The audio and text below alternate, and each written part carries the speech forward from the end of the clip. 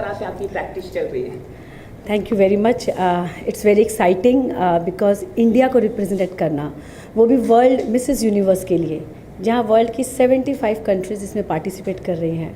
सब अपनी अपनी कंट्री को वहाँ लेकर जाएंगे, अपने अपने कंट्री के ट्रेडिशंस, अपनी कंट्री के कल्चर को लेकर के जाएंगे। और मैं पिछले 3 महीनों से इसकी तैयारी कर रही हूँ। It's really very tough because मैं एक डांसर नहीं हूँ और मेरा बड़ा दिल है कि मैं वहाँ भरतनाट्यम या सेमी क्लासिकल डांस परफॉर्म करूँ, जिसके लिए मेरे गुरुजी मुझे इसमें ट्रेन भी कर रहे हैं, but it's very tough for me. Ma'am, कितना मुश्किल होता है जो एक प्रैक्टिस करना, काम करना, मतलब हाल में मॉर्निंग से शाम तक आपको एक डाइट फॉलो करना, क्या क्या करना होता है एक किताब पाने के लिए? इट्स एन इंटरनेशनल पैजेंट, क्योंकि ये मिसेस के लिए है, तो इसमें हाइट वगैरह का कोई ऐसा क्राइटेरिया नहीं है, बट फिर भी अपने आप को शेप में रखने के लिए डाइट फॉलो किया है, स्ट्रिक्ट डाइट फॉलो किया है। क्योंकि जब हम किसी कंपटीशन में जाते हैं तो हमें उसके रूल्स एंड रेगुलेशन और उसकी रिस्पेक्ट करनी चाहिए।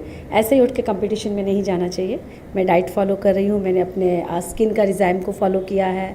मैंने वॉक, जो मुझे इतना परफेक्ट नहीं था, मेरे को वॉक के लिए भी मेरे जो कोरियोग्राफर है वो मुझे ट्रेन कर रहे हैं। और क्योंकि वर्ल्ड की बहुत बड़ी पैजेंट है, ये चाइना में होने जा रही है 5 सितंबर ग्वांगझोउ में, and it's very thrilling, very exciting because Mrs universe का ये एक सिस्टम है कि वो जो भी पार्टिसिपेंट, जो भी कंटेस्टेंट्स इसमें होते हैं, इसका बहुत लंबा इंटरव्यू होता है जिसको मैंने पास किया है। और मेन इनका सब्जेक्ट है डोमेस्टिक वायलेंस। बिकॉज इनका कहना है कि जब भी हमारे कोई भी एम्बेसडर्स जो मिसेस यूनिवर्स में आते हैं, उनको सोसाइटी के लिए क्या करना चाहिए, सोसाइटी को वो चेंज करने के लिए क्या कर सकते हैं। सब्जेक्ट उनका डोमेस्टिक वायलेंस है और मैंने भी डोमेस्टिक वायलेंस के ऊपर एक छोटा सा मैंने एक प्रेजेंटेशन बनाया है। क्योंकि हमारे इंडिया में आज भी विमेंस के ऊपर डोमेस्टिक वायलेंस हर जगह है, रेप केसेस हैं, गर्ल्स को प्रेफरेंस नहीं दिया जाता है।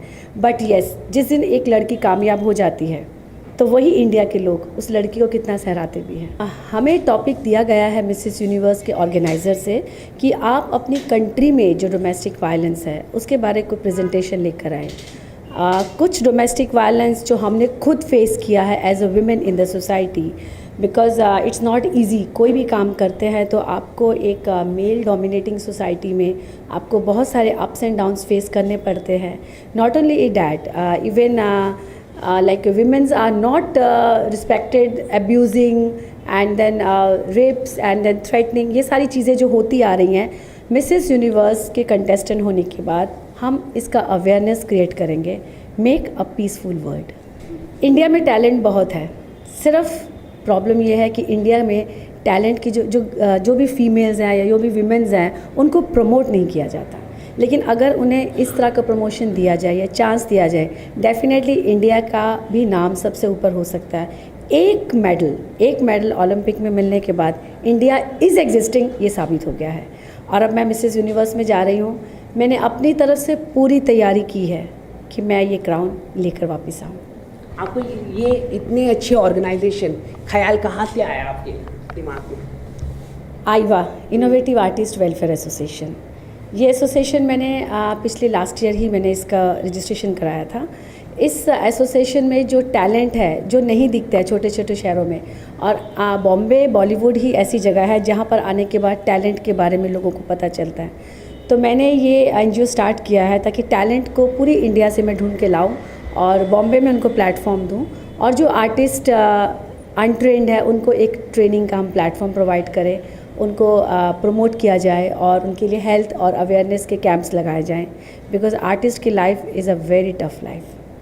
हाँ, अभी तो मैं स्टार्टिंग पॉइंट पे हूँ, I don't know how correct I am, but मेरे गुरुजी मेरे साथ हैं, उनका आशीर्वाद मेरे पास है। और उन्होंने मुझे ये कहा है कि मैं रॉ टैलेंट को भी भरतनाट्यम में 1 हफ्ते में ट्रेन कर सकता हूँ, जो कि मुझे उन्होंने एटलीस्ट 30% तो इम्प्रूव किया है। बॉडी में रिदम नहीं था, थोड़ा सा आया है।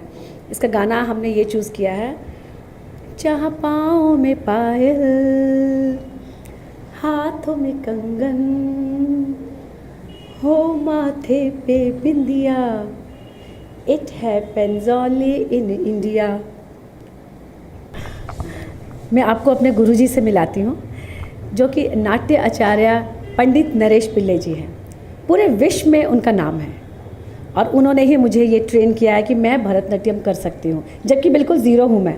उन्होंने मुझे 2 दिन में एटलीस्ट मुद्रा सही तरीके से कैसे करते हैं, he was very strict with me and very polite also, नहीं तो मैं डर जाती, मैं सीख नहीं पाती।